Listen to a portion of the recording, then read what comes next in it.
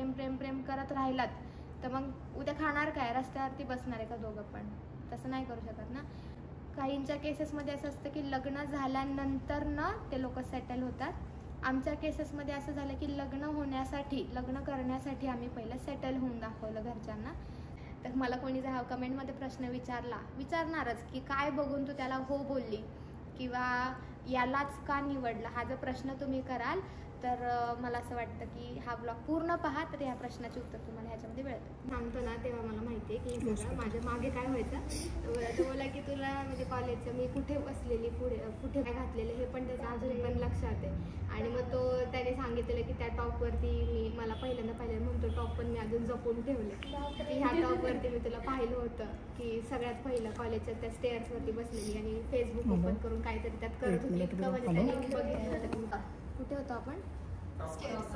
हां, त्या स्टेअर्सवरती बसले होते कॉलेजच्या. आणि म्हणजे मी कोणाशी जास्त बोलायचीच नाही. मी थोडंसं आधीच डिस्टर्ब होती त्या टायमिंगमध्ये. आणि मग मी कॉलेज नवीन जॉईन झालं होतं म्हणून मग मी माझी एकटीच जायचे, एकटीच हवा करायची. आपले कोण फ्रेंड्स नाही, पोरं नाही, पोरी नाही, कोणीच नाही बरं का असं.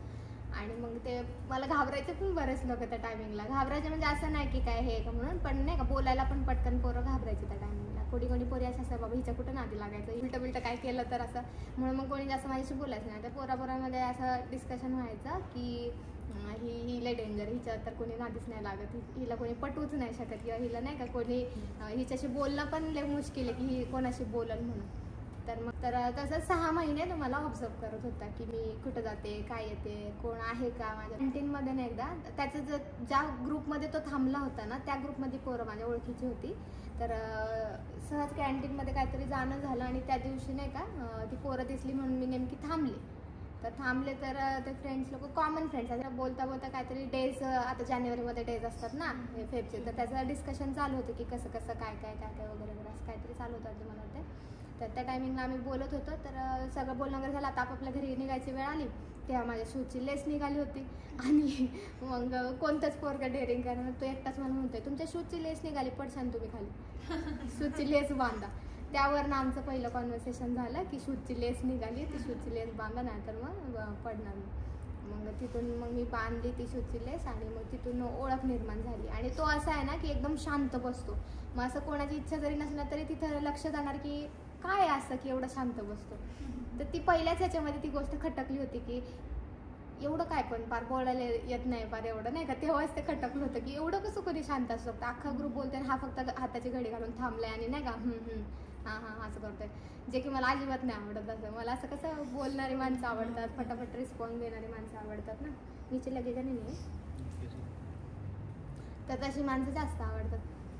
तर तो एकदमच शांत. मग मला असं तिथं सगळ्यात पहिलं नोटीस झालं ती गोष्ट की एवढ्या सगळ्या पोरांमध्ये ह्याला एकट्यालाच माझी लेस दिसली आणि बाकी काहीच नाही बोलला हा.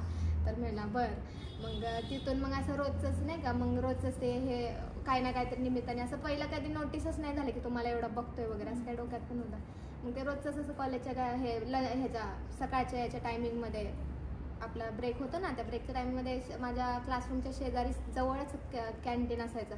मग तिथे जाऊन थोडा वेळ बसायचो ब्रेकच्या टायमिंगला. मग ते सगळे पोरं वगैरे आले असायचे. मग हळूहळू ना सगळ्यांशीच ग्रुपमध्ये फ्रेंडशिप व्हायला लागलेली त्या पोरांची. पोरींशी जास्त जमायचं नाही त्या टायमिंगला, पण पोरांसोबत चांगलं जमत होतं. मग ते सगळ्यांचंच एक कॉमन ग्रुप, मग सगळ्यांशी असं नाही का फ्रेंडशिप झाल्यासारखं. मग मी नाही का छान बोलायला लागले सगळ्यांशी असं हे ते. मग त्याच्यातून आहे ना हा मग सगळे गेले तरी थोडा वेळ हा थांबायचा. मग तो थांबला मग मी पण थांबायचे. का थांबायचे मला पण नाही कळायचं. सगळे पोरं जायचे. मग कदाचित ह्यांचा प्लॅन असेल की हा जा तू चल आता नाही का. मग सगळे गेले की मग मी असं एवढं लवकर घरी जाऊन काय करणार आहे मी, म्हणून मग मी थोडा वेळ बसते अजून. मग तो पण थांबला असं, मग मी पण थांबले असेल. मग हळूहळू पोरं कमी व्हायला लागले ग्रुपमधनं. कमी नाही का यायला बसायचे कमी झाले, पण हा मात्र रोज त्या टायमिंगला यायला लागला. मग माझं जर टायमिंग असेल कॅन्टीनमध्ये जायचं त्या टायमिंगला मी जाणार आणि तो आलेला असणार. मग ते असंच फ्रेंड म्हणून एक चांगलं फ्रेंड्स म्हणून एकदम बेस्ट फ्रेंडसारखं असं सवय लागायला लागली. मग एक दिवस असं नाही आलं तरी, समजा मी नाही आले किंवा तो नाही आला तरी, आणि तेव्हा कसं लगेच नंबर वगैरे एक्सचेंज नव्हते झालेले, नंबर वगैरे नाही मागितलेला, तर कसं मागणार, एवढी हिंमतच नाही त्याच्यात की तो माझा नंबर तेव्हा मागेल म्हणून. नंबर वगैरे काहीच नाही मागितलेलं, काय नाही. मग फेसबुकवरती होते मी तेव्हा. माझं आय डी पण पिऊ पाटील नावाने होती, माझ्या स्वतःच्या नावाने माझी आय डीच नव्हती, घरी कळू नये म्हणून माझ्या फेक आय डीने मी ते होतं. मग त्याच्यावरती फेसबुकवरती मग बोलणं स्टार्ट झालं.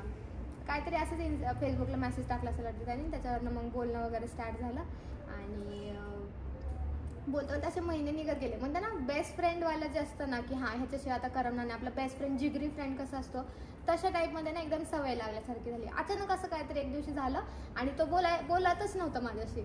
म्हणजे मला असं झालं की मी काय केलंय. म्हणजे आपल्याला कधी कधी प्रश्न पडतो ना की आपण काहीच नाही झालं आणि अचानक काय असं, मग त्याला कशाचं तरी राग आला तर वाटतंय, काहीतरी कोणाशी तरी बोलली असेल ती गोष्ट त्याला पहिल्यापासूनच नाही आवडत.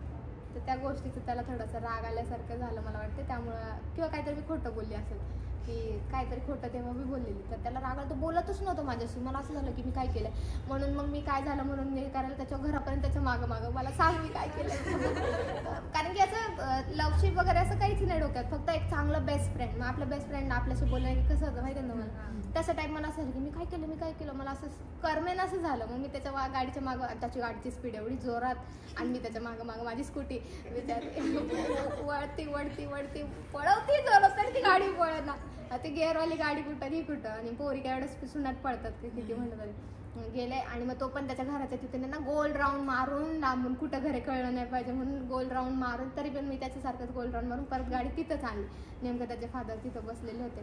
पण त्यांच्या घरी खूप फ्रीली वातावरण आहे, त्याच्यामुळे मी असं आले तरी त्यांना असं काय असं त्यांनी विचारलं नाही पप्पांनी त्याचं की कोणी ही मुलगी वगैरे काय नाही, असं काहीच नाही.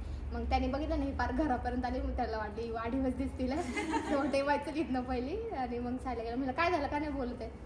तर मग मला काहीतरी असं आठवत नाही नेमकं काय झालेलं त्या टायमाला, भांडण झालं का काहीतरी असं बोलण्या तर त्यावरनं मग असं झालं. मग त्यानंतर झालं सॉर्ट आउट. पण मग तेव्हा मला कळालं की तो नाही बोलला तरी मला करमत नाही. कपल्स नहीं है, हेयरकट करवा ले गई। ये वाला अलग रहता है और कॉलेज में जो NSS का कैंप था तो उसमें हम लोग, हमारा फर्स्ट ईयर था और मेरे से वो 1 साल पढ़ा था, वो सेकेंड ईयर में था तब मैं फर्स्ट ईयर में थी. तो हम लोगों को फर्स्ट ईयर वाले लोगों को म्हणजे घेऊन जातात ना पहिला कॅम्पला, तर मग आम्ही सगळे बसनी. मग आता हे जाणार तर मग आम्ही पण आलोच पाहिजे, कॅम्प आहे 2 दिवसाचं म्हटलं ते असं पोरांची हालत.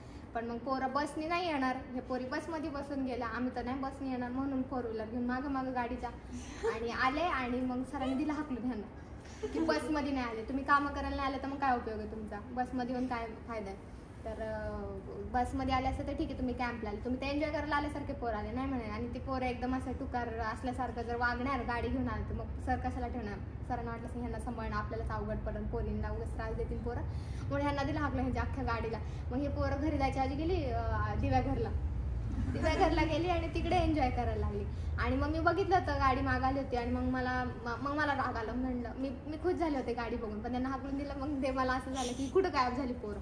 मग मी हे चॅटिंग करताना मग तेव्हा नंबर एक्सचेंज झाला पहिल्या वेळेला, तेव्हा फोनवरती डायरेक्ट कॉल केला. म्हणजे कुठे गेले ना तुम्ही तर आले होते ना.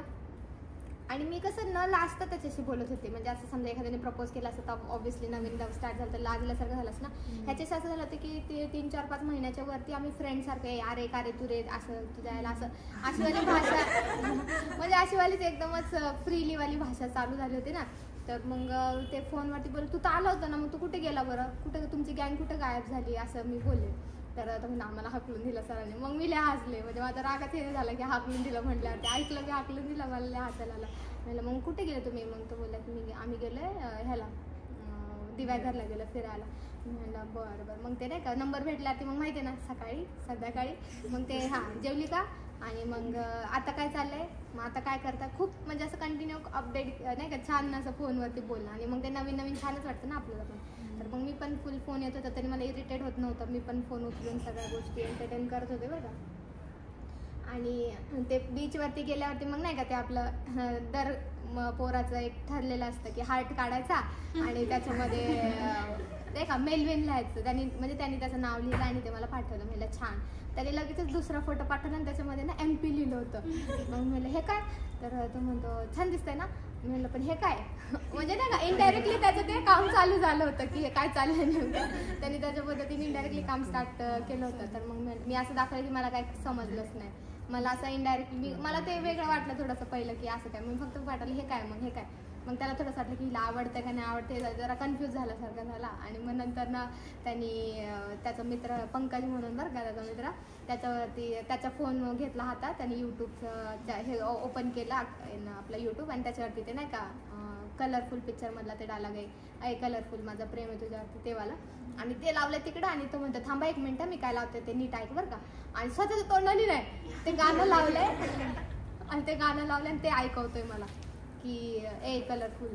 आणि ना पहिल्याला ना ते गाणं स्टार्टच होत नव्हतं, तो पंख्याला शिवाय होते, अरे तुझ्या आला लाव ना लवकर, ते लाव ना, इथं ती थांबली कधीची, लाव लवकर असं ओरडायला लागला.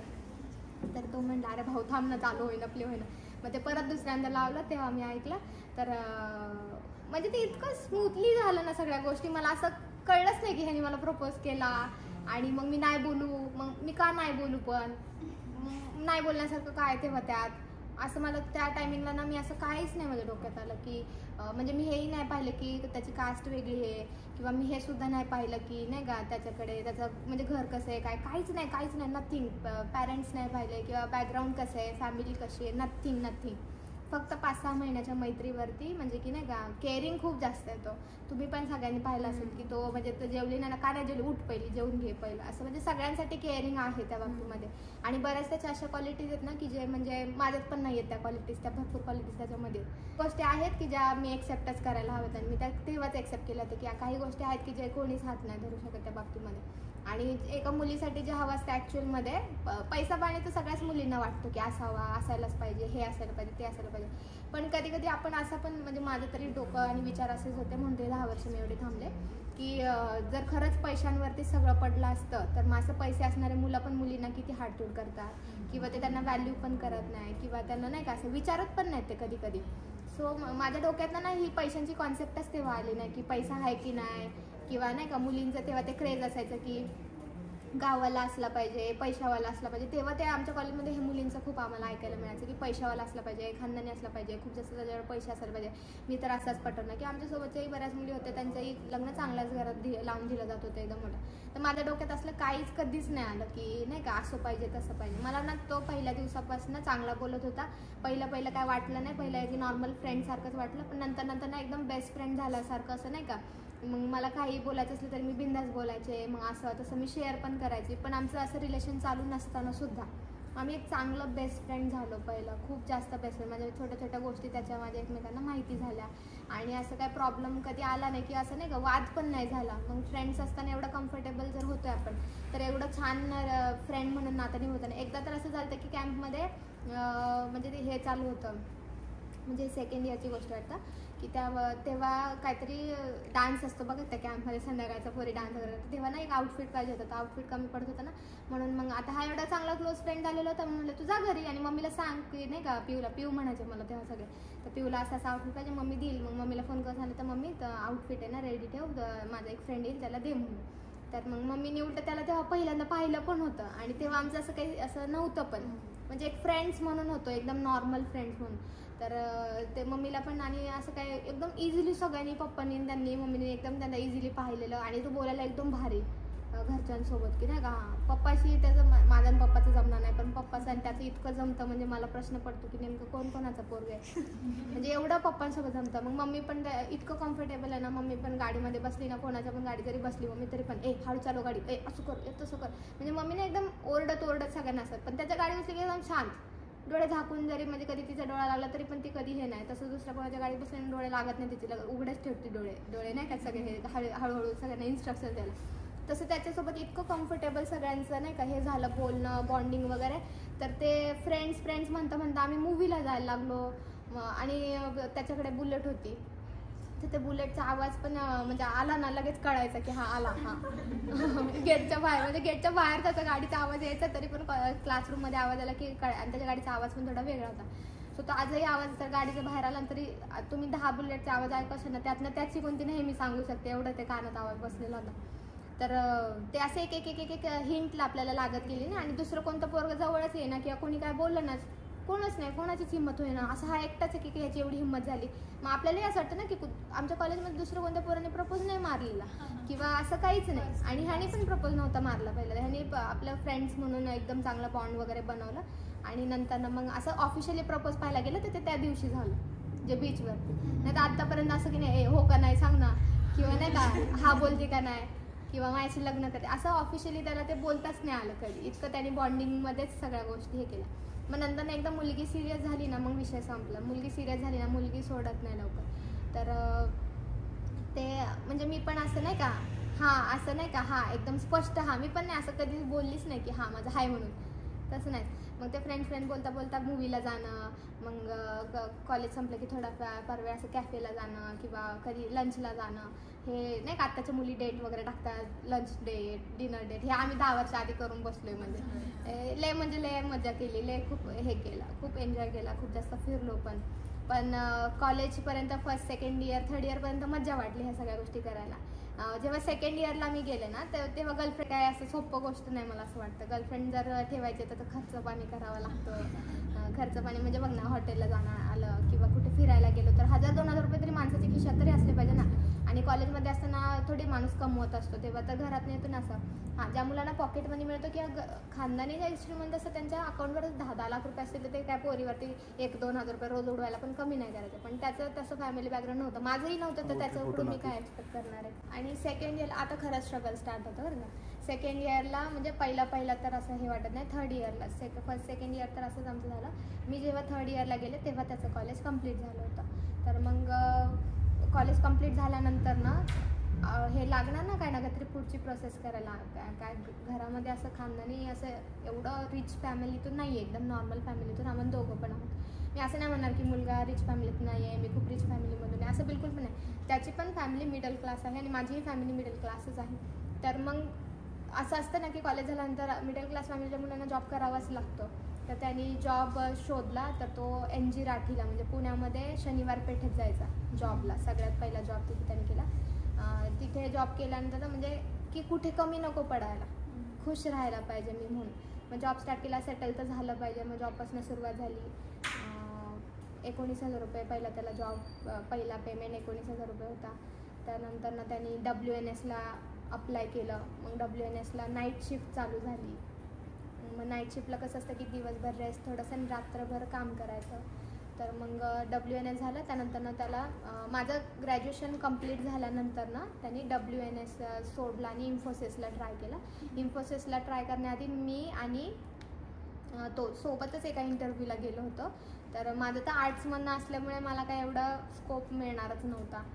कुठंतरी एखादं भेटलं तर नशीब माझं असं होतं. पण त्यामुळे त्याला चांगल्या जॉबची ऑपॉर्च्युनिटी भेटली तिथे. एक्सपिरियन्स होता त्याला 2-3 वर्षाचा, त्यामुळे त्याला इन्फोसिसमध्ये आरामात घेतलं गेलं.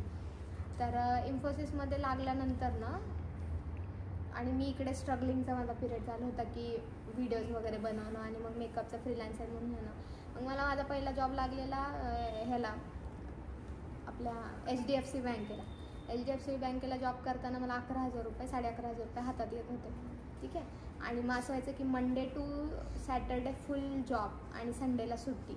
मग संडेला दिवस एवढा दमायचा की काय करायचं माणसानं नेमकं कुठं. मग असं फर्स्ट सेकंड थर्ड इयरला जे एन्जॉय केला होता ते अचानकच सगळं बंद नाही का. काम करायचं आपलं हे व्हायचं. 1-1.5 वर्ष तर हेच स्ट्रगलिंगमध्ये चालेल. नंतर मिंडा कंपनीमध्ये अप्लाय केलं.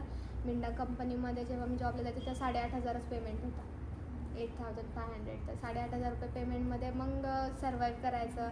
आणि मग म्हणजे खूप जास्त स्ट्रगल त्या टायमिंगमध्ये चालू होता. पण मग तो पण त्याचा पेमेंट 25-26 हजारापर्यंत गेला होता इन्फोसिसला. मग आता लग्न जर करायचं आहे, आता एवढं 2-3 वर्षाच्या वर झालं होतं, लग्न तर करायचं आहे म्हटल्यावरती असंच सेटल झाल्याशिवाय लग्न नाही करू शकत ना. तर मग त्याच्या पद्धतीने चालू होतं. एक दिवशी अचानक आमच्या घरी कळालं आमच्या घरी कळालं तेव्हा म्हणजे एवढा मोठा शॉक नाही बसला, बिकॉज त्याला खूप वेळा पाहिलं होतं घरच्यांनी आणि त्याच्याशी खूप वेळा गप्पाही मारल्या होत्या. त्यामुळे घरच्यांना त्याची कास्ट जरी वेगळी असली ना तरी पण तो खूप कम्फर्टेबल वाटला. तर ते असे म्हणले की अरे आपला मेलविन. माझे पप्पा 2 वेळा म्हणले मेलविन. तर हां, म्हणजे असं ओरडलेच नाहीत मला. ते ओरडले नाही माझ्या घरातले. माझ्या घरातल्यांनी असं नाही हे केलं. जर ओरडायचं असतं किंवा हे असतं ना तर मुलाला पाहूनच घरातले ओळखून घेतात की मुलगा कसं काय. ओरडणे इतकं त्यांनी कधी त्याचं असं काही कधी दिसलंच नाही किंवा वाईट असं कधी वाटलंच नाही. नेहमी चांगलंच समोर त्याचं झालं. फक्त घरच्यांची अट एवढी होती की त्याने त्याचं मम्मी पप्पांचं जे काही असेल ते सोडून त्याने त्याचं पण कमवावं. म्हणजे असं नाही की आईवडिलांचं हाय मम्मी कशाला हे करू, तर तसं बिलकुल नाही आमच्या घरच्यांची. ते आमच्या घरच्यांची अशीच होती की त्यांनी त्याचं काहीतरी करावं. आणि त्याचं जर करेल तर मग कसं तुला उद्या हे नाही होणार, प्रॉब्लेम नाही होणार. जेव्हा मुलगा स्वतः सक्षम असतो काहीतरी करण्यासाठी तेव्हा मग मुलीला पण टेन्शन नाही राहत. पण मग जर मुलगा जर आईवडिलांच्या ह्याच्यावरती असेल, तर आईवडिलांचा हात वरतून निघाला तर मग मुलाकडे काय असेल वेगळं. तर एवढंच फक्त त्यांनी अट टाकली. सो सेटल हवा मुलगा, म्हणजे घरच्यांची कशी असते म्हणणं की एखादी गाडी असावी, एखादं घर स्वतःचं असावं. आईवडिलांचं आहे मान्य, पण स्वतःचं पण असली पाहिजे प्रॉपर्टी असं. तर तेवढीच एक अपेक्षा होती की तो वेल सेटल असावा, की उद्या जेणेकरून तू, म्हणजे कसं असतं मुलींचं की जर मुलगा सेटलच नसेल, आता तो लग्न झाल्यानंतर सेटल व्हायला पाहणार, तर मुलगी का राहणार मग त्याच्यासोबत, मुलगी तर सोडून देणार, मग ते डिवोर्सचे चान्सेस जास्त वाढतात. सो आमच्या दोघांना घरच्यांनी खूप छान समजावून सांगितलं. आणि मेल्विन नेहमी मला म्हणायचं की आपल्याला पळून जाऊन लग्न नाही करायचं. जरी तुझ्या घरच्यांनी नाही म्हणलं तर ते नाही का म्हणतात हे कारण शोधून आपण त्याचं उत्तर शोधू, पण पळून नाही जायचं. पळून जर गेलं ना, म्हणजे मी तर तेव्हा एवढी हे पण नव्हते, म्हणजे मी काहीच नव्हते तेव्हापासून आम्ही सोबत आहे. इवन तुम्ही असं म्हणू शकता की माझ्या फर्स्ट इयरपासून जरा त्यांनी मला बघितलं आहे, तर 2015चं हाफ इयर पुढचा, तर मी 2016च मानते. 2015 मला आयडियाच नव्हती की तो माझ्या प्रेमात आहे म्हणून, मला काय माहिती म्हणून काहीच नव्हतं माझ्या डोक्यात.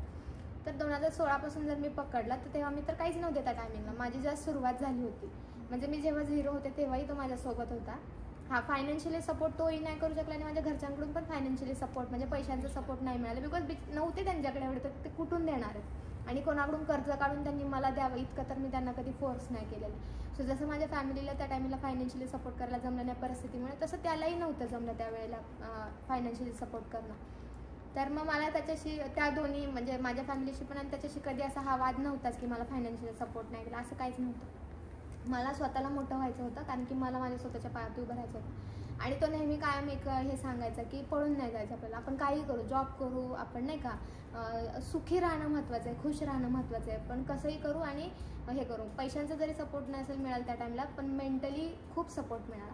आज जर माझ्याशी कोणी भांडते तर उद्या तो माझ्या पुढे पहिला उभं राहणार, असा आहे त्याचा स्वभाव. माझ्या मागे की पळून नाही जाणार, काय झालं तर पहिला नेहमी हमेशा काय झालं तर पहिलं काय असं त्याचं नेहमी आहे. काही जरी झालं ना आज तरी पण तो पुढे कायम उभा राहतो. मग तीच गोष्ट आणि तीच क्वालिटी ना एक मनापासून मला हवी होती, की स्वप्न तर माझी पहिल्यापासून फार मोठी होती. काय होईल माहीत नव्हतं, पण काहीतरी नक्की होईल एवढी गॅरंटी मला पण होती. मग मला असं वाटायचं की बाबा आपण पण आहे ना, आपण पण कष्ट केले पाहिजे. आपण पोरांनाच किती दिवस नुसतं म्हणणार की नाही का तुझ्याकडून हे पाहिजे ते पाहिजे, तू असं कर तू तसं कर, माझ्यासाठी हे केलं पाहिजे माझ्यासाठी ते केलं पाहिजे, असं आपण किती दिवस म्हणणार ना. तर माझी स्वप्ने मोठी होते, त्यामुळे मी पण जॉबला जायला लागले त्याला बघून, त्याला पाहिलं. आणि मला पण वाटलं की आपण पण आपल्या घरातली परिस्थिती सुधारू शकतो, तो जर आपल्यासाठी जॉबला जाऊ शकतो तर आपण पण जॉबला जायला पाहिजे. म्हणून मग मी पण जॉबला जायला सुरुवात केली. 1-1.5 वर्ष मी पण घासाघास केली. माझं काही मनच समाधानी होईना जॉब करून. मग माझं क्रिएशन कॉन्टेंट क्रिएटर म्हणून चांगलं काम करणं, फ्रीलान्सर म्हणून जाणं, ऑर्डरला जाणं, मग मम्मीच्या सलूनमध्ये पण काम करून तिला हेल्प करणं, फेशियलचा क्लायंट आला, मेहंदी काढायची, मे भी मेहंदी निकालती थी पहले, ऑर्डर करती थी मेहंदी के मैं पहले 2016, 17, 18 तक किया मैंने. फिर बाद में मेरा कंबरडा दुखने लगा. तो बहुत मतलब ये नहीं हुआ मेरे से, कंटिन्यू नहीं कर पाई मैं. तो उसके बाद मैंने वो छोड़ दिया और मेकअप का ही कंटिन्यू करना स्टार्ट किया. उसके पहले जॉब भी किया मैंने बहुत जगह पे, और फिर उससे भी मन नहीं भरा तो वो भी छोड़ दिया, जॉब छोड़ दिया सब कुछ. और फिर ऐसे ही मेकअप का फ्रीलांसर करके, और तो वहाँ पे छोटा सलून था पहले पार्लर जैसा, तो वो सब कुछ मम्मी को हेल्प करती थी. और फिर उसके बाद अच्छा खासा 16, 17, 18, 19, 20, 21 म्हणजे चांगला 4-5 वर्षाचा एक्सपिरियन्स आल्यानंतर ना 21ला मी कुठं माझी अकॅडमी घरातच टाकलेली. तर या सगळ्या जर्नीमध्ये ना तो माझ्यासोबतच होता. आणि फक्त मी हे दाखवलं नाही, कारण की ना मला म्हणजे मी जसं नाही का 19पासून मला आठवते, 19-20पासून 20पासून तर जास्तच सोशल मीडियावरती ना माझं एक इमेज आयकॉन म्हणून झाली होती, एक इन्फ्लुएन्सर पण एक मोटिवेशन देणार. तर मला असं झालं होतं की नाही का मला खूप चांगल्या वेळी लोक पाहतात ते की यार माझी इमेज तर नाही काय याच्यासारखी झाली आहे मोटिवेशन देण्यासाठी. सकाळी आलं नाही की लोकांचे मेसेज असायचे उठलेले. मी ओन व्हॉइस खूप बनवायचे त्या टायमिंगला. तर ओन व्हॉइसच्या व्हिडिओमुळे लोकांसाठी मी एक इन्स्पिरेशन झाली होती की यार तुझ्यामुळे खूप मोटिवेट होतो आम्ही. आणि असं तसं मध्ये आम्ही ट्राय पण केलं होतं की कपल कॉन्टेंट टाकायचं, आणि खूप जुनं जर कोणी असेल ना तर रेड साडीवरचा हां, तर मी ते पोस्ट पण केलं होतं तेव्हा. तर ते असं झालं होतं की तेव्हा ती योग्य वेळ नव्हती, त्यामुळे ते व्हिडिओ व्हायरल पण नाही झाले. आणि त्या ह्याला नाही का म्हणजे ते टाकण्याची ती वेळच नव्हती. जर मी ते तेव्हा टाकलं असतं ना कदाचित मी आज हे नसतं केलं एवढं अचीव. तर मला एक गोष्ट कळाली की लोकांना माझं नाही का सिंगल मोटिवेशन जास्त आवडतं. ठीक आहे, लोकांना काय दाखवलं पाहिजे ना हे मुलींच्या हातात असतं. आता असं बोलतात की इंस्टाग्रामची लाईफ जी आहे ती खरोखर असते असं नसतं.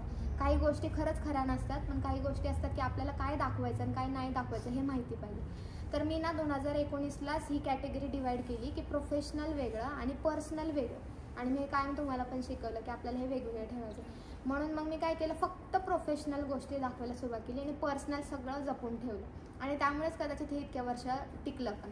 आणि मला ह्याच गोष्टीचं जास्त प्राऊड वाटतं ना की जेव्हा मी काहीच नव्हते ना तेव्हा पण मी त्याच्यासोबत होते, आणि जेव्हा मी स्ट्रगल करत होते तेव्हाही मी त्याच्यासोबत होते, आणि मी आता चांगलं सक्सेसफुल झाले तेव्हाही मी त्याच्यासोबतच आहे.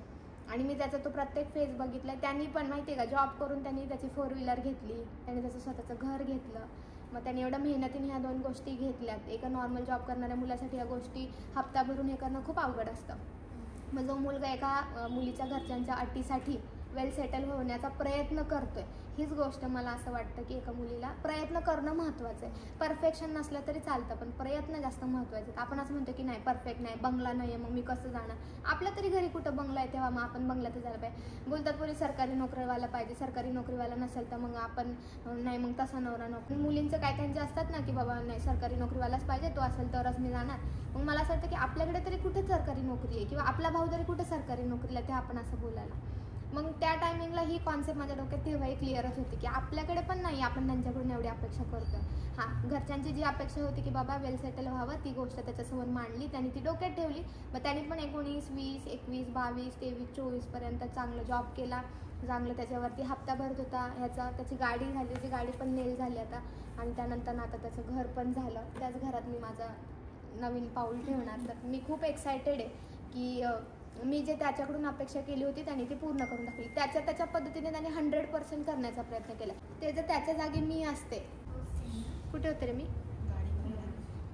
गाडी, हां, म्हणजे ना मस्त काय अपेक्षा करतो की त्याच्याकडे असेल तरच मी, म्हणजे माझ्या डोक्यात खरंच हे काहीच नव्हतं की त्याच्याकडे काय आहे आणि कसं आहे काय. आम्ही चांगलं बेस्ट फ्रेंड झालो. बेस्ट फ्रेंड झाल्यानंतर ना त्याची सवय लागली, आणि त्यालाही माझी खूप चांगली सवय लागली होती. आणि ते असतं ना की आपल्याला त्याच्या सगळ्या क्वालिटीज आवडतात. हां, सगळ्याच क्वालिटी आवडतात असं नाही, काही काही गोष्टी नाही आवडत. पण मग आपण जसं म्हणलं तर एकदमच पती परमेश्वर असं हे व्हायला आपण पण देवीसारखं असायला पाहिजे, मला असं वाटतं.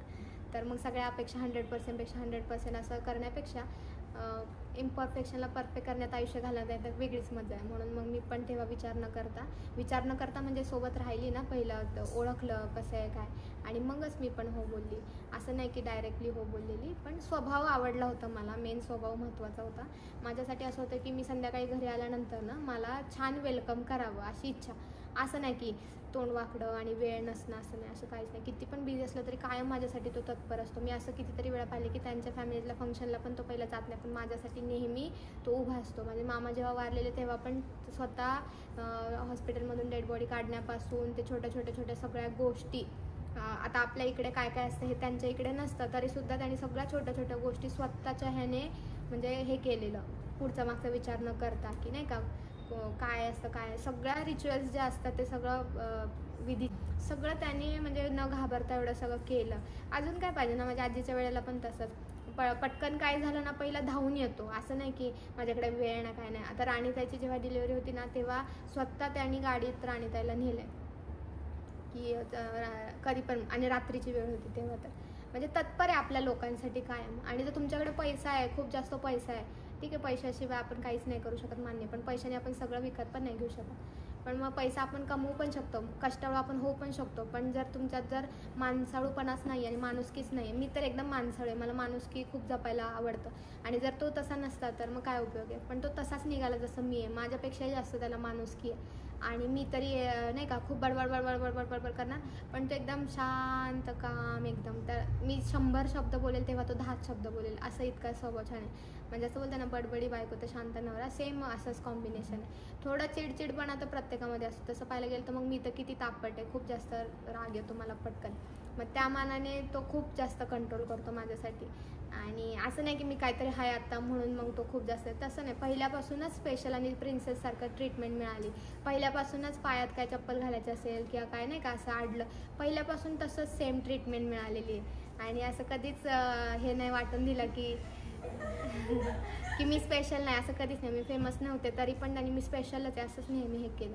आणि हे आत्ताचे जे तुम्ही बुके वगैरे पाहता की असं तसं, हे पहिलं पण त्याने खूप केलेलं. आम्ही कॉलेजमध्ये असताना 8:30 वाजता त्याचं लॉग इन असायचं ना, तर माझा कॉलेजचा टायमिंग पण तोच असायचा. मी बरोबर तिकडून निघायचं आणि हा इकडून घरून निघायचा. तर डेजच्या टायमिंगला पण ह्याला जॉबला जाण्याआधी मला ते हे रोज देऊन जायचा, बुके देऊन जायचा. ती हार्ट शेपवाली कॅडबरी तेव्हा फेमस होती. ह्या असल्या सगळ्या गोष्टी तो तेव्हाही करत होता आणि आजही करतोय. तर म्हणजे मी असं म्हणेल की एका मुलीला ना फक्त आणि फक्त खुश ठेवणारा नवरा हवा असतो. काही मुली म्हणतात की नाही पैसा पाहिजे, बाकी खुश नाही ठेवलं तरी चालतं, पण मग त्या मुली खरंच आतून खुश नसतात. मी आतून खूप खुश आहे आणि फक्त थोडं थोडं टेन्शन येतं कधी कधी की आयुष्याचा मोठा निर्णय आता सुरुवात होणार आहे तर कसं काय, पण भीती नाही आहे की कसं होईल पुढे. मला माहिती की तो बरोबर सांभाळून घेईल मला. माझ्या नवरदेवाचं पोर्ट्रेटचं हे मेहंदी स्टार्ट झाली तसं नवरदेवाने एंट्री मारली, पण मी नवरदेवाला काही ब्लॉगमध्ये लगेच घेणार नाही आहे. ते तुम्हाला उद्या नाही तर परवाच्या ब्लॉगमध्ये पाहायला मिळेल. पण मला तुम्हाला सगळ्यांना हेच सांगायचं आहे की आम्ही कॉलेजमध्ये भेटलेलो. कॉलेजमध्ये भेटल्यानंतर ना पहिला 4-5 महिने 5-6 महिने म्हणा एक चांगला फ्रेंड्स झालो, एकमेकांना ओळखायला लागलो, खूप छान बॉन्डिंग झाल्यानंतर ना जाईन मान त्याची.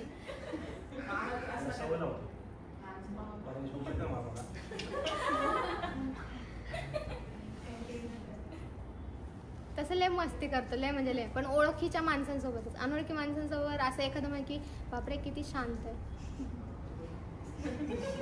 तुला म्हणते हिचं लग्न आहे का, हिचं काय मध्ये.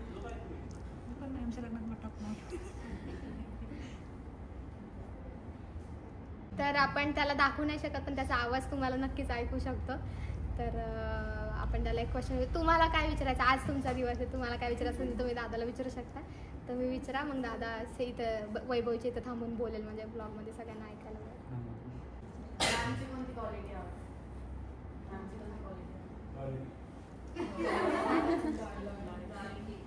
लॉयल्टी, अच्छा लॉयल्टी बोलला, मला क्वालिटी ऐकायला. पण इथे ना थोडं वैभवचा आवाज नाही येणार ब्लॉगमध्ये. त्याचा आवाज नेमका म्हणजे आजारी पडलाय बिचारा. धावपळ इतकी झाली आहे ना, मी तर क्लासमध्ये होते, माझं दगदग पण खूप जास्त झाली. क्लास आमचा चालू असतानाच आमची एंगेजमेंट, बिकॉज मुलींना एन्जॉय करता यावं म्हणून. आणि सिलेबस कंप्लीट झाला आहे सगळा आणि मगच डेट आमची हे आहे पकडलेली. तर सिलेबसची काही प्रॉब्लेम, उलटं त्यांना एन्जॉय करायला मिळालं आणि त्यांच्या तरी आयुष्यात त्यांच्या मॅमच्या एंगेजमेंटला एन्जॉय करता येणारी ती बॅच, ते आठवणीत राहावं म्हणून आम्ही हे घेतलेलं. तर मुलींनी त्यांना हा प्रश्न विचारला आहे की मॅमची कोणती क्वालिटी त्यांना जास्त आवडते. तर त्यांनी काय उत्तर दिलं, लॉयल्टी उत्तर दिलंय. मी 100 शब्द बोलले, ते आता 10 शब्द बोलतो. याचं प्रूफ तुम्हाला भेटला असं ना. तर बायकांची सवयच असते जास्त बडबड बडबड करण्याची. तिला समजून घेणारा कोणीतरी हवा असतो. तर तो अगदी तसाच आहे की मला समजून घेणार.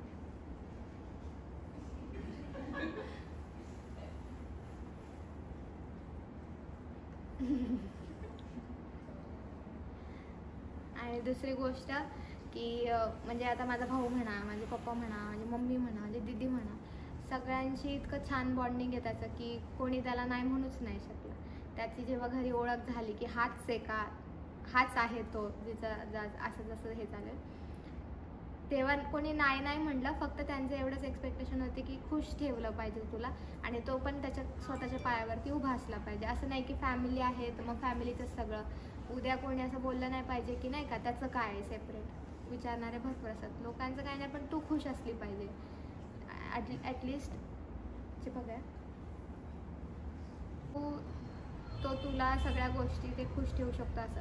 तर मी जेव्हा फर्स्ट इयरला होते, जसं सेकंड इयरला मी गेले तेव्हापासून मी त्याला जॉब करताना पाहते आणि तेव्हापासून मी त्याला पाहिलं आहे की करतो तो त्याच्या पद्धतीने खूप साऱ्या गोष्टी करतो. जेव्हा माझ्याकडे काहीच नव्हतं त्या टायमिंगला तो खूप छान पद्धतीने मला खुश ठेवत होता, हसवत होता. छोट्या छोट्या गोष्टींनी, स्मॉल थिंग्स खूप मोठा फरक पाडतात. ह्या सगळ्या गोष्टी मी अनुभवल्यात पहिल्यापासून. आणि परिस्थितीनुसार माणसाला खुश ठेवता आलं पाहिजे असं मी नेहमी म्हणते. तर त्याने त्याच्या मनाने खूप पहिला खुश ठेवलेलं आहे, आताही ठेवतो, पण पहिल्यापेक्षा आता जास्त खुश ठेवतो. आणि असं बिलकुल पण नाही की आमच्यात या 10 वर्षात काही भांडणं नाही झालीत का, किंवा असंच 10 वर्ष गाडी अशी स्मूथली चाललेली का, असं बिलकुल पण नाही आहे. बऱ्याच वेळेला भांडणं होतात, आमच्यातही होतात, सगळ्याच कपलमध्ये भांडणं होतात. आणि भांडणं झाल्यानंतर जेव्हा शांततेने गप्पा गोष्टी होतात त्या टॉपिकवरती, तेव्हाच तो विषय तिथल्या तिथे सॉल्व्ह होऊ शकतो. तर आमच्यामध्ये जास्तीत जास्त डिस्कशन होणं महत्त्वाचं आहे असं मला वाटतं. आणि जर एखादी गोष्ट नाही पटत आहे तर आम्ही स्पष्ट त्या गोष्टीवरती विचार मांडले जातात की हे नाही पटत आहे मला, आणि मग आपण हे का नाही पटत आहे हे स्पष्ट माझं म्हणणं असतं आणि त्याचंही तसंच आहे. तर इज केअरिंग खूप जास्त आहे, खूप जास्त प्रेम करतो. आता मी जास्त बोलू शकत नाही आहे कारण की माझा भाऊ समोर येऊन बसला आहे. इधर ना ये इधर मत करो ना, इधर ही खतम होणे दोस्तो. कसा त्याचा बिहेवियर आहे किंवा कसा हसवतो सगळ्यांना, खूप काळजी घेतो, हे सगळ्या गोष्टी त्यांना ऑलरेडी माहीत होत्या, त्यामुळे ते नाही म्हणू शकले. पण फक्त कास्ट वेगवेगळी होती तरी पण ते नाही बोलले. कास्टमुळे पण काही प्रॉब्लेम नाही, बिकॉज ना आपण जर खरोखर असं कास्ट जर घेऊन बसलो ना तर मग असं तर रक्त तर एकमेकांचं सेमच असतं. मग तसं पाहायला गेलं तर फक्त माणसाचा स्वभाव खूप महत्त्वाचा आहे. जर माणसाचा स्वभाव चांगला नसेल तर रक्त कास्ट एकसारखे असून पण कधी कधी प्रॉब्लेम होऊ शकतात. कितीतरी वेळेला असं होतं की एकाच कास्टमधले असलेले पण लोक टिकत नाहीत किंवा खूप सारे प्रॉब्लेम्स येतात. म्हणजे आपण कास्टनी पाहायला गेलो तर मग त्यांची कास्ट वेगळी असून पण तो मंदिरामध्ये जातो, गुरुवारचा उपवास पकडतो. जसं मी गुरुवारचा उपवास पकडते तसंच तो पण गुरुवारचा उपवास पकडतो. मी तरी गुरुवारच्या उपवासाला काहीतरी खाते तरी उपवासाचं, तर तो तर न खाता पिता, पाणीसुद्धा नाही आणि खाणं पण नाही दिवसभर, ते गुरुवारचा उपवास पकडून. मग ती श्रद्धा असल्याशिवायच माणूस असा उपवास पकडतो ना, तर गुरुवारचा उपवास पण तो पकडतो. त्यांच्या पण रिलिजनचा तो रिस्पेक्ट करतो आणि माझ्या पण रिलिजनचा खूप रिस्पेक्ट करतो. स्वामींच्या मंदिरामध्ये जातो, महादेवाला मानतो, म्हणजे प्रत्येक गोष्टीला जे जे मी हे करते ना ते तो सगळं करतो. तर मला असं कुठेच असं त्याच्या बाबतीत कधी वाटलंच नाही किंवा त्याने कधी अडवलं पण नाही की दिवा नाही लावायचा आणि हे नाही करायचं ते नाही करायचं, म्हणजे असं बिलकुल पण नाही. उलटं खूप जास्त श्रद्धाळू येतो. तर मला नाही असं वाटत की काही कास्टचा खरंच प्रॉब्लेम येतो. इवन ह्याच्यामध्ये पण तुझ्या पद्धतीने तुला जसं आवडतं तशा पद्धतीने आपण करू सगळे रिच्युअल्स, असं त्याचं म्हणणं आहे. असं माझं काहीच नाही. त्याच्यासाठी मी भेटणंच हे त्याला खूप छान वाटतं. त्यामुळे मला असं वाटतं की कास्ट जर तुम्ही म्हणत असाल की हे असं आहे का आणि ते तसं आहे का, तर मला असं वाटतं की मी माझ्या लव्ह स्टोरीमधून हा मेसेज सगळ्यांना देऊ इच्छिते की जर तुम्ही निभवणाऱ्या कट्टर असाल ना तर तुमचं रिलेशन हे टिकतंच. दुसरी गोष्ट, जर तुम्ही धर्म, जात, पैसा पाणी, प्रॉपर्टी आणि हाईट, वेट आणि सगळं काय बॅकग्राऊंड हे सगळं शोधत बसाल ना तर कुठे ना कुठे काही ना काहीतरी कमीच पडणार आहे. मग जर तुम्हाला हँडसम दिसणारा मिळणार तर तुम्हाला तो चांगला केअर न करणारा भेटू शकतो. जर तुम्हाला केअर करणारा भेटला तर तो कदाचित चांगला दिसायला नसू शकतो. जर तुम्हाला तो चांगला दिसायला आहे आणि केअर करणारा पण आहे तर कदाचित तो फायनान्शियली स्टेबल नसू शकतो. सगळंच एकाच व्यक्तीमध्ये मागाल तर तुम्ही पण तेवढा परफेक्ट असलं पाहिजे, मला असं वाटतं. तर माझं पहिल्यापासूनच असं काही एक्सपेक्टेशनच नव्हतं. मला फक्त जीव लावणारा पाहिजे असं माझं पहिल्यापासून असायचं. आणि माझी एवढी एकच इच्छा असायची की आता मी मेकअप आर्टिस्ट आहे ना, तर त्याला पण मेकअप करता यावा, त्याला पण हेअरस्टाईल करता यावी, तर त्याला पण फोटोग्राफी, म्हणजे सगळं जे हे आहे ना तसं. सो पहिलं तो हेच करायचं, जॉबच करायचा. पण आता 1 वर्षांपासून फोटोग्राफीच्या फील्डमध्ये वर्क करतोय तो, आणि आता छान फोटोग्राफी पण करतोय, ऑर्डर्स पण तो घेतोय फोटोग्राफीच्या. तर मला आनंद आहे की आम्ही दोघं आता एकाच फील्डमध्ये आहोत, तो पण आणि मी पण. मेकअप आर्टिस्ट आणि फोटोग्राफर हे दोघांचीही जुळती फील्ड आहे आणि मला खूप हेल्प होते त्याच्यामुळे की काहीही असलं, कुठेही असलं, काय व्हिडिओज काढायचे असेल, फोटोज काढायचे असेल, काही असेल, कॅमेराच्या रिलेटेड काम, लाईट सेटअप असेल सगळं, तर मला खूप मदत होते त्याची. मॅनेजमेंट टीममध्ये पण तो खूप छान मला हेल्प करतो. माझं असं असायचं की कायम लोकांना चान्स देण्यापेक्षा आपल्या माणसांना आपण देऊया, आपल्या माणसांना आपण चान्स देऊयात. इतरांना आपण सगळ्यांनाच मोठं करतो, सगळ्यांनाच मदत करतो, पण कुठेतरी आपली माणसंच मागे राहून जातात. सो मला असं वाटतं की मुलींनी फ्युचरचा विचार करायला पाहिजे. आज जर तुमच्या मनासारखं व्यक्ती तुमच्याकडे नाही आहे आणि त्याच्याकडे त्या गोष्टी नाहीत म्हणून तुम्ही आज थोडी सोडून देऊ शकता. कदाचित तुम्हाला उद्या दुसरा आलं, तुम्ही दुसऱ्याला पकडणार, तर मग उद्या त्याच्याकडे समजा गाडी नसेल तर तुम्ही मग परत तिसरा पकडणार का? मग त्याच्याकडे घर नसेल तर मग तुम्ही चौथा पकडणार का? मग त्याच्याकडे प्रॉपर्टी नसेल तर मग लगेच दुसरा पकडणार का? मग असं थोडी सगळ्या गोष्टी एका व्यक्तीमध्ये कशा मिळतील ना. तर माझ्या साईडनी, माझ्या पॉईंट ऑफ व्ह्यूनी जर तुम्ही पाहाल तर खरंच माणसाचा स्वभाव खूप महत्त्वाचा आहे. त्या माणसाने कष्टाळू असणं फार महत्त्वाचं आहे. त्या माणसाला समोरच्या गोष्टीची जाणीव असणंही फार महत्त्वाचं आहे. त्या गोष्टी असतील ना तर माणूस काहीही करू शकतो. तर जसं मी मेहनत घेतली तसं त्यांनी माझ्या गोष्टी म्हणजे खऱ्या व्हाव्यात, घरच्यांना इम्प्रेस करता यावं माझ्या, किंवा फॅमिलीने माझ्या हो म्हणावं, मला कधी असं नाही म्हणावं की हा मुलगा तुझ्यासाठी पात्र नाही आहे किंवा हा मुलगा तुला नाही खुश ठेवू शकत, असं काहीच फॅमिलीने माझं नाही म्हणावं. म्हणून त्यांनी जॉब करून खूप मेहनत केली, रोज जॉबला जाणं आणि मग त्या जॉबच्या पैशांवरती स्वतःचं घर आणि स्वतःची गाडी करणं. आईवडिलांचं असताना सुद्धा, त्यांचं स्वतःचं असताना सुद्धा त्याची स्वतःची ती गोष्ट बनवणं, तर ही खूप मोठी गोष्ट असते. जसं पिक्चरमध्ये बघतो ना आपण, सलमान खानला तिचा तो मुलीचा बाप म्हणतो की हा जा आणि नाही का एवढं कमवून दाखव आईवडिलांचा विदाऊट सपोर्टचं, मग बघू आम्ही कसं काय. तसं काय आमच्यामध्ये झालं नाही. आमच्या घरच्यांनी पण त्याला असं काही एवढं हे केलं नाही. फक्त एवढीच अपेक्षा होती घरच्यांची की तिला खुश ठेव, तिला फुलाप्रमाणे जप, तिला कधी रडून देऊ नको, बिकॉज तिने आजपर्यंत सगळ्यांसाठी खूप काही केलेलं आहे आणि तिच्या बाबतीत असं दुःख नको वाटायला यायला. मग लोक काय हसायला मोकळेच असतात. सो घरच्यांची एवढीच अपेक्षा होती की खुश ठेवावं आणि मेहनती असावं, तू सुद्धा जसं ती मेहनत करते तसं त्याने पण मेहनत करावी. त्यांची अपेक्षा हेच होते की वेल सेटल व्हावा आणि बाकी काय नाही. बाकीचं करायला तर दोघांनी मिळून केलं तर घराचा संसार चांगला चालू शकतो. एकच गाडा एक जण किती दिवस ओढणार ना, दोघांही कष्टाळू असतील तर सगळं चांगलं होऊ शकतं, असं आमच्या घरच्यांची अपेक्षा होती. सो तो तसाच कष्टाळू जसं मी पण कष्टाळू आहे, फक्त फील्ड वेगवेगळी होती आमची. गेल्या 2 वर्षापासून तर असं होत होतं, म्हणजे 22, 23, 24 3 वर्ष की मी दिवसभर काम करायची स्टुडिओमध्ये आणि रात्री तो नाईट शिफ्टला जायचा. मग आमची गाठ भेटच नाही व्हायची, इतकं म्हणजे फिरायलाही जायला आम्हाला वेळ नाही भेटायचा. मग ते आमचं शेड्यूल पण असं होतं, तरी पण म्हणजे रोजची भेट होत नव्हती, सॅटर्डे संडेला भेट व्हायची. मग असं असतं की खरं प्रेम असेल तर ते कितीही लांब असलं तरी ते नाही तुटत. हां, दिखाव्यापुरतं प्रेम असेल ना तर ते लवकर हे होऊन जातं, पण तुमचं जर खरं प्रेम असेल, त्या व्यक्तीवरती प्रेम असेल ना की त्याच्या पोझिशनवरती, तर तुमचं प्रेम कायम तसंच राहणार आहे. मला असं वाटतं की आजही मला तेव्हा असं जसं स्पेशल फील होत होतं ना, आत्ता पण तसंच स्पेशल फील होतं. सेम तसंच फिलिंग आत्ताही येते आणि इथून पुढेही यावी. आता तर आमचं स्वप्न पूर्ण होतं आहे. तेव्हा पाहिलेलं स्वप्न होतं ते आमचं आत्ता पूर्ण होतं आहे. मी तुम्हाला शब्दात नाही सांगू शकत की मी किती खुश आहे. आणि मला म्हणजे असं वाटतं की प्रत्येक मुलीनं आत्ता जो तुमचा साथीदार असेल त्याची साथ खरंच नाही सोडायला पाहिजे, कारण की फ्युचरमध्ये तो काय होईल किंवा तो काय करू शकतो याचं तुम्हाला कल्पनाच नाही आहे. जसं मी त्या टायमिंगला होते, मी फ्युचरमध्ये असं काय होईल हे त्याला कधीच वाटलं नव्हतं आणि कधी माहितीही नव्हतं की मी असं काय करेन म्हणून. बट तरी पण तेव्हाही तो सोबत होता, स्ट्रगलिंग फेजमध्ये पण सोबत होता. आता असं म्हणतात की मुली टिकत नाहीत किंवा असंही म्हणतात की मुलं टिकत नाही, पण आमच्या केसेसमध्ये तुम्ही पाहाल तर आम्हाला कधी कधी दिवसभर वेळ नाही भेटायचा. दिवसभर आम्ही म्हणजे तो त्याचं काम, मी माझं काम करत राहायचे. मग सॅटर्डे संडेच्या दिवशी पण मग काय ना काहीतरी मला तर फुल वीकच वर्क असायचं, त्याला तरी संडेला सुट्टी असायची. मग दिवसभर काम केल्यानंतर म्हणजे माझं असं की मी एवढी स्ट्रिक्ट होते शिकवण्याच्या बाबतीत की मोबाईलसुद्धा मी वापरायची नाही. दुपारच्या सुट्टीमध्येच मी जेव्हा हे द्यायचे त्या टाईमला त्याला फोन करायचे. म्हणजे सकाळी क्लास चालू होताना जो फोन केला, त्यानंतर दुपारी जो फोन केला 2 वाजता, ते डायरेक्ट संध्याकाळी 7-8 वाजल्यानंतर क्लास सुटल्यानंतर त्याचं लॉग इन व्हायच्या आधी मला त्याला फोन करावा लागायचा. एकदा लॉग इन झालं ऑफिसमध्ये की मग फोन मग त्याच्या ब्रेकच्या वेळेला, मग त्याचा ब्रेक व्हायचा 1:30-2:30 वाजता. मग तेव्हा तर मी एवढं रात्रीचा फोन करणं योग्य नाही. म्हणजे असंही झालेलं आहे की कधी कधी वेळ मॅनेज नाही करता आलेलं आहे, पण तरी पण ती बॉन्डिंग, तो साथ नाही सुटलेला.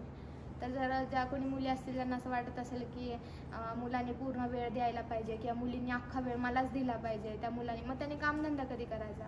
मग ती मुलगी जर जॉब वगैरे करत असेल तिने कामधंदा कधी करायचा? जर नुसतं प्रेम प्रेम प्रेम करत राहिलात तर मग उद्या खाणार काय? रस्त्यावरती बसणार आहे का दोघं पण? तसं नाही करू शकत ना. काहींच्या केसेसमध्ये असं असतं की लग्न झाल्यानंतर ना ते लोक सेटल होतात. आमच्या केसेसमध्ये असं झालं की लग्न करण्यासाठी आम्ही पहिलं सेटल होऊन दाखवलं घरच्यांना. सेटल झाल्यानंतर ना घरच्यांनी स्वतःहूनच म्हणले की आता ती योग्य वेळ आहे, तुम्ही करू शकता.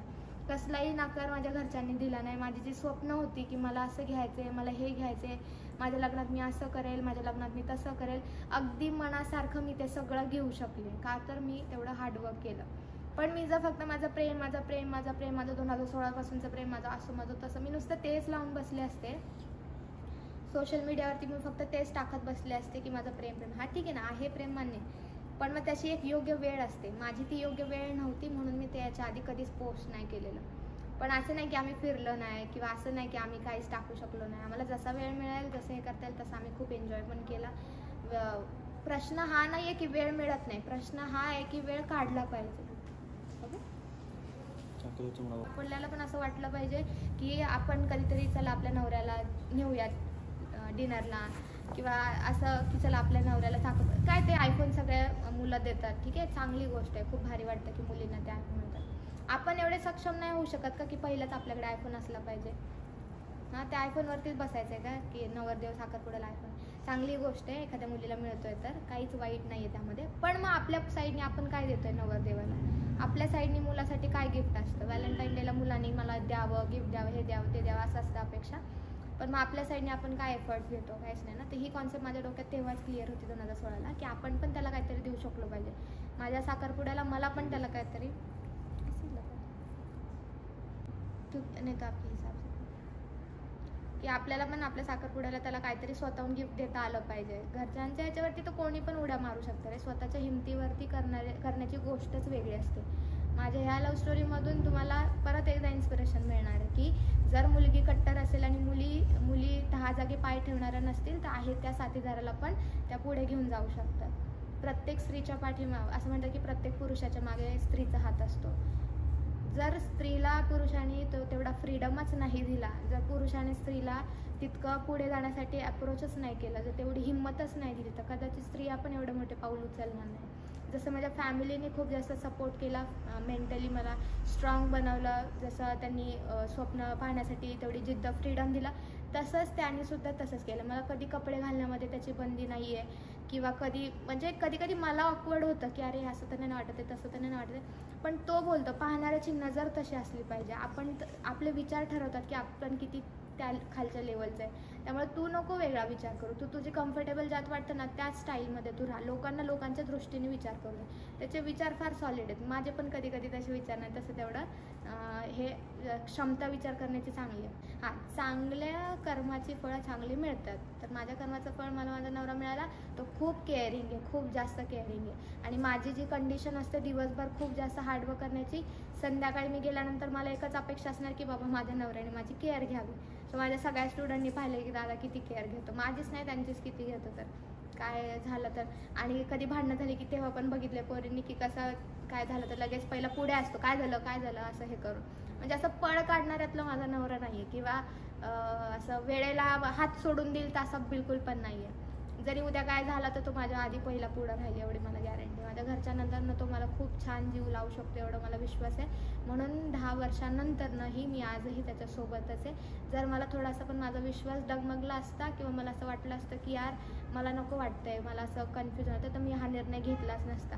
आज मी माझ्या आयुष्याच्या अशा टप्प्यावरती आहे, इथून पुढे माझी लाईफ चेंज होऊ शकते, मग ती चांगली पण किंवा वाईट पण मला माहिती आहे या 10 वर्षात मी काय बघितले त्यात, आणि इथून पुढे मी काय पाहते स्वप्न त्याच्यासोबत. सो एकदम योग्य वेळेत मी हा निर्णय घेतला. मी माझं पहिलं कॉलेज कंप्लीट केलं. कॉलेजमध्ये असताना मी प्रेमात पडली, पण मी ते प्रेमात पडल्याचा दुरुपयोग नाही केला, मी वाहून नाही गेली.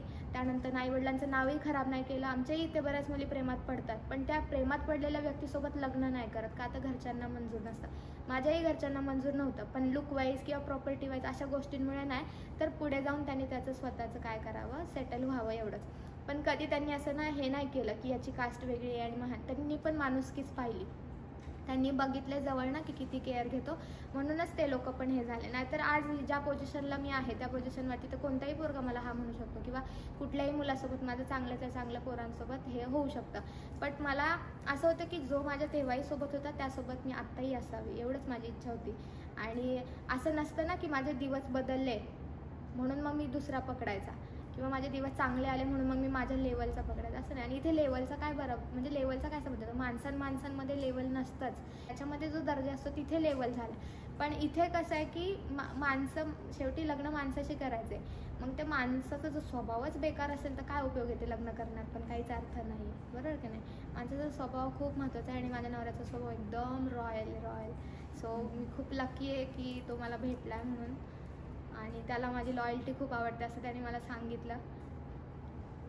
पण त्याच्याबद्दल तो स्वतः कधी बोलणार नाही की तो किती लॉयल आहे, किंवा तो किती दुसऱ्या मुलींना बघत नाही, किंवा असं किती शाय फील करतो तो. किंवा मी असं म्हणेल की एका मुलीला हवं असतं की माझा नवरा फक्त माझाच राहावा, दुसऱ्याकडे नाही बघावं त्याने, किंवा नाही का दुसऱ्या मुलीला बघू पण नाही. अगदी माझा नवरा तसा मिळाला मला, की म्हणजे त्याला माहिती ना मला ते नाही आवडत, तर तो नाहीच बघणार कोणाकडे, तो नाहीच रिप्लाय करणार मेसेजचा तुमच्या, म्हणजे असं त्याला सांगावं पण नाही लागलं कधी की तू असं हे नको करू ते नको करू. त्याने स्वतःहूनच त्याचे लिमिटेशन्स ओळखले, त्याने स्वतःहूनच तो तसा वागतो. त्यामुळे मी खूप खुश आहे. आणि हे रिअलाइज म्हणजे मला खूप खुशी झालेली आहे की गेल्या 10 वर्षांपासून मी ह्या दिवसाची वाट बघितलेली आहे. मी हे प्रत्येक बॅचमध्ये बोललेली की मला माझं लग्न असं करायचं आहे, मला माझं तसं लग्न करायचं. मी त्या मुलींमधली नाहीच आहे की लग्नापासून पळ काढणारी. मला योग्य वयामध्ये मला ते करायचंच होतं आणि मी ते करते. जे मी ठरवलं होतं की 2021ला मी काय करणार, मी 2025ला काय करणार, मी 2030ला काय करणार, अगदी तसंच होतं आहे. म्हणजे पुढे काय करणार नाही हे मी आधीच लिहिलेलं आहे आणि मला तसंच करायचं आहे सगळं. मला असं 100 वर्ष नाही जगायचं, 50च वर्ष जगायला मिळालं तरी चालेल, पण मला एकदम मन भरून जगायचं आहे. आणि त्यासाठी मी म्हणजे ना खूप असं मेहनत केली खूप जास्त. आणि देवाकडे आता ही एकच प्रार्थना आहे आणि तुमच्या ह्यांच्याकडे तुमच्या सगळ्यांचे ब्लेसिंग्स आमच्या दोघांवरती राहू द्या. आणि ऑलरेडी तुम्ही खूप सगळ्यांनी खूप सपोर्ट करताय. म्हणजे सगळे व्हिडिओज आणि सगळं इतकं व्हायरल झालं आहे. फक्त मी ज्या पद्धतीने तुमच्यासमोर पोस्ट करते ना त्यासाठी मला सॉरी म्हणायचं, कारण की मी तुम्हाला खूप पेशन्स ठेवायला सांगितलं आणि खूप सारं तुम्हाला तडपवलं. पण त्याचं एक कारण होतं. तुम्हीच पहा, कुठलीही गोष्ट होण्याआधी तुम्ही आधीच ढिंडोरा पेटवाला तर ती गोष्ट खूप इझिली होणार नाही, खूप अडथळेमध्ये येतात. आज माझी मेहंदी आणि तुम्हाला माहिती पण नव्हतं की आज माझं उद्या माझी एंगेजमेंट होणार आहे. सो तुम्हाला ते किती सरप्रायझिंग वाटते. म्हणजे प्रत्येक गोष्टीचा एक वेळ असतो. तुम्ही ती वेळ यायच्या आधीच ती गोष्ट अनाऊन्स करायला तर ते नाही होणार. माझं सगळं झालं. आता माझं असं काय हे नाही राहिलं की नवीन अपेक्षा तयार होत राहतात. माणसं नवीन स्वप्न पाहतात. तर स्वप्न पाहणं काय मरेपर्यंत थांबणार नाही आहे. मरायच्या दारात जरी असलं तरी पण मी हे स्वप्न पाहिलं की पुढच्या जन्मी मला असं नाही का अजून वेगवेगळं मी काहीतरी करू शकेल, अजून एन्थुझियास्टपणा माझ्या अंगात यावा, मी अजून लोकांचं कल्याण करावं, एवढी शक्ती माझी, असं मी मरताना पण स्वप्न पाहिजे. स्वप्न पाहणं काय थांबणार नाही आहे. पण आत्तापर्यंत पाहिलेली जी कालपर्यंत पाहिलेली जी स्वप्न होती ती आज खरंच पूर्ण झालेली आहेत. ते पण फक्त ह्या गोष्टीमुळे की योग्य वेळेत सगळं सांगितल्यामुळे. वेळ येण्याआधीच तुम्ही रिव्हील कराल ना तर ती गोष्ट खरंच पूर्ण नाही होत. सो आता माझं सगळं व्यवस्थित होतं आहे तुमच्या सगळ्यांच्या आशीर्वादाने. होणारच होतं, कारण की मी कधी कोणाचं वाईट केलंच नाही. मी सगळ्यांचं चांगलंच केलेलं आहे. माझ्या हातातून सगळ्यांसाठी चांगल्याच गोष्टी झालेल्या आहेत. त्यामुळे सगळ्यांचं चांगलंच होणार आहे. चांगलं सगळ्यांचं केल्यामुळे मलाही तुमचे सगळ्यांचे ब्लेसिंग चांगलेच लागलेले आहेत. आय होप ह्या व्हिडिओतून तुम्हाला हा मेसेज मिळाला असेल की परिस्थिती बघून किंवा रूप पाहून आपल्याला हे नाही करायचं आहे, निवडायचं नाही आहे. तुमची तो साथ दिली पाहिजे, तुम्हाला त्यांनी साथ दिली पाहिजे आणि आयुष्यभर तुमची काळजी घेतली पाहिजे आणि मेहनती पण असलं पाहिजे. तुमच्या प्रत्येक गोष्टीमध्ये त्यांनी तुम्हाला सपोर्ट केला पाहिजे. असं तुमचा होणारा हजबंड असायला पाहिजे. सो माझा best friend turning into my boyfriend turning into my husband. So I am so lucky की मला माझं खरं प्रेम मिळतं आहे. प्रेम करणारे खूप मिळतात पण टिकवणारे फार कमी असतात. तो टिकवणाऱ्यातला निघाला आणि इतका प्रेम करतोय की वास मला दुसऱ्या कोणाच्या प्रेमाची गरजही नाही आहे. आईवडिलांनंतर ना तो मला असं मिळालं आहे की इतकं भरभरून सगळं देतोय. मला फ्रेंड्स पण फार कमी आहेत. मला काय सांगायचं असेल ना, माझी कॅसेट चालू होते, गाडीतला दरवाजा उघडला, गाडीत बसले की माझी कॅसेट चालू होते की असं मग तसं मग हे आणि ते. माझ्या 100,000 गोष्टी ऐकल्यानंतर ना मग तो सगळं ऐकून घेतो की असं नाही की एक चुप बस, असं कधीच नाही. म्हणजे त्याला बोर जरी झालं ना तरी तो त्याच्या चेहऱ्यावरनं पण जाणून देत नाही. हो असंच नाही. मी कधी असं नाही म्हणणार की बाई का पण नाही तर डोकं तू कधीच नाही. बोलून देणार, मला काय बोलायचं ते ऐकून घेणार आणि ते झाल्यानंतर मग म्हणणार की हे बघ तुला जे कोणी बोलते ते मी आहे का? नाही ना, मग तू काय टेन्शन घेतेय? मी असतो, तुझी मम्मी असती, पप्पा असते, भाऊ बहीण असते तर ते तसं बोलले असते तर मग ठीक होतं. आमच्यापैकी कोणीतरी आहे का तुला जे असं बोलतंय? नाही ना, मग आम्ही तुला ओळखतो का ते लोक तुला ओळखतात? मग तू काय टेन्शन घेते? म्हणजे इतक्या सोप्या पद्धतीने माझ्या एवढ्या मोठ्या प्रॉब्लेमचं सोल्युशन तो देऊन टाकतो. सो मला असं वाटतं की ना माणसाने एवढं सक्षम असलं पाहिजे की आपली बायको जर गोंधळली असेल की तर तिला जागेवरती त्याला आणता आलं पाहिजे प्रेमानं. सो त्याच्यात तेवढी ॲबिलिटी आहे की तर मी किती गोंधळे, आजही मी एवढी चांगल्या याच्यावरती आल्यानंतरही मी पण खूप वेळाला निर्णय घेताना घाबरते कधी. बट फॅमिली आणि हा इतका छान भेटलं ना नशिबाने, असं माझ्या मागच्या जन्माचं कर्माचं फळ असेल की फॅमिली आणि माझा होणारा नवरा पण आणि त्यांच्या तिकडची फॅमिली पण अगदी म्हणजे मला खरंच हिरोईनवाली वाईब येत होती. माझा जेव्हा तिळाचा कार्यक्रम होता की जेव्हा मी माझ्या डोळ्यात पाणी आलं तर मी रडत होते, तेव्हा एकदम अरे नको रडू तू काय रडते, तू एवढं मेहनत केली आता. म्हणजे सगळ्यांना दिसतंय की मी किती मेहनत केली आणि आता फायनली तो दिवस येतोय तर सगळे खूप खुश आहेत आणि तिकडून पण खूप इज्जत मिळते मला, खूप रिस्पेक्ट. आणि सगळ्यांचं एकच म्हणणं आहे की बाबा त्या पोरीने खूप मेहनत केलेली, आता तिला कोणी रडून द्यायचं नाही. मग अजून काय पाहिजे ना, की आपण जिथे जाणार आहे, जिथे आपलं वेलकम होणार आहे तिथे सगळं एकदम मला भारी एकदम नाही का असं हे तयार आहेत माझ्यासाठी. मी येण्याची खुशी खूप जास्त, प्रत्येक नवरी येण्याची खुशी प्रत्येक घरामध्ये जास्त असते, पण यावेळी थोडीशी स्पेशल आहे बिकॉज अशी मुलगी त्यांच्या घरात जाणार आहे जी सगळ्यांसाठी खूप काय करते. मी माझ्या माहेरी इतकं सगळं केलं तर मी माझ्या सासरी पण किती गोष्टी करेल. सो तुम्ही खूप आता स्टेट येऊनच राहा, प्रत्येक टप्प्यावरती तुम्हाला नवीन नवीन गोष्टी पाहायला मिळतील, सगळं काही बघायला भेटेल.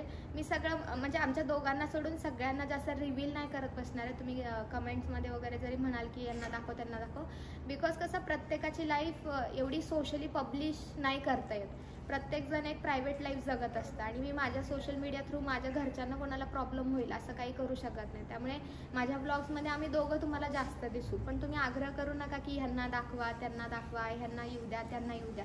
मग कसं आता जसं की माझे पप्पा बघा, त्यांना असं ह्या गोष्टींची सवयच नाही आहे आणि मग त्यांना असं घेतलं ना मग ते अनकम्फर्टेबल होऊन जातं. मग ते असं होतं की घरच्यांना अशी सवय नसेल, मग आपण असं काय घेतलं मग त्यांना असं फील की काय व्हिडिओसाठी हे सगळं करतात काय पोरं आपली. म्हणून मग मी त्यांना माझ्या सगळ्या नातेवाईकांना असं सगळ्यांना जबरदस्ती व्हिडिओमध्ये नाही घेऊ शकत. जितकं मला शक्य होईल तेवढ्यांना मी दाखवायचा प्रयत्न करेल, पण नाहीच शक्य झालं तर तुम्ही नाराज होऊ नका, बिकॉज शेवटी तुमच्यासाठी मी महत्त्वाची. तसं मला सासू आहेत, सासरे आहेत, मला हे नणंद पण आहे, म्हणजे त्यांची दिदी, म्हणजे मी त्यांना दिदीच बोलते, तर म्हणजे माझ्या नवरदेवाची बहीण. सो हां त्या पण आहेत आणि खूप साऱ्या त्याच्या बहिणी आहेत जे त्याच्यापेक्षा जास्त माझ्या बाजूने असतात. त्यांनी ती तेव्हाची मला पाहिलेली, त्यामुळे त्यांच्यासाठी मी आजही तशीच आहे. आणि ते जेव्हा पण मला भेटतात सगळे घरातले फॅमिली मेंबर्स, मी त्यांच्याशी तशीच वागते जेव्हा मी तशी होते. आणि माझ्या स्वभावामध्ये मी बदल नाही केला आहे आणि म्हणूनच मी आजही त्याच्यासोबतच आहे. तर मला कोणी जर हा कमेंटमध्ये प्रश्न विचारणारच की काय बघून तू त्याला हो बोलली किंवा यालाच का निवडला, हा जर प्रश्न तुम्ही कराल तर मला असं वाटतं की हा ब्लॉग पूर्ण पहा, तर ह्या प्रश्नाचे उत्तर तुम्हाला ह्याच्यामध्ये मिळतील. आता मला सांगा की तुम्ही बसलेले हे जे प्रेक्षक लोक एवढे सगळे एवढ्या सगळ्या मेहंदी कान लावून इकडे ऐकताय थोडं मगाशी हे झाल्यानंतर ना, तर तुमचं काय नो क्वेश्चन.